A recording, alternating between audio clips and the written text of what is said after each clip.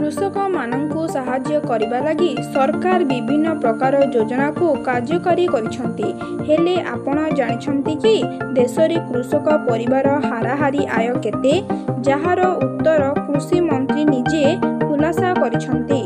कृषि मंत्री शिवराज सिंह चौहान को अनुଯାयी प्रति मास आय रे मेघालयर कृषक परिवार प्रथम स्थान रे अछंती। ଏହି ତାଲିକାରେ ଝାରଖଣ୍ଡ ସବୁଠାରୁ ତଳେ ରହିଛି।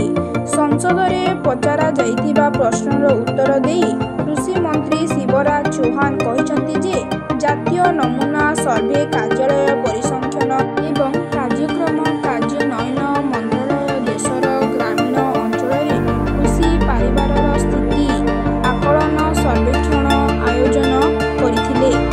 ଏହି ସର୍ଭେ ଅନୁସାରେ 2018-19ରେ ଗ୍ରାମୀଣ ଭାରତରେ ପ୍ରତି କୃଷି ପରିବାରର ହାରାହାରି ମାସିକ ଆୟ ଭିନ୍ନ ଭିନ୍ନ ରାଜ୍ୟମାନଙ୍କରେ ଅଲଗା ଥିଲା। ଅନ୍ୟ ପଟର ଭୂମି କୃଷକ ପରିବାରର ପ୍ରତିଶତ ମଧ୍ୟ ରାଜ୍ୟମାନଙ୍କରେ ଭିନ୍ନ ଅଛି।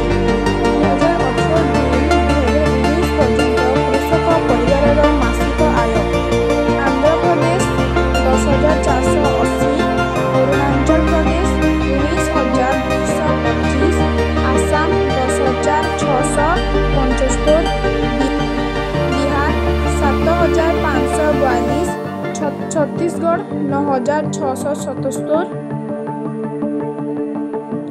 ଗୁଜରାଟ 12,631, ହରିୟାଣା 22,841, ହିମାଚଳ ପ୍ରଦେଶ 12,153, ଜାମ୍ମୁ ଏବଂ କାଶ୍ମୀର 18,918, ଝାରଖଣ୍ଡ 4,895,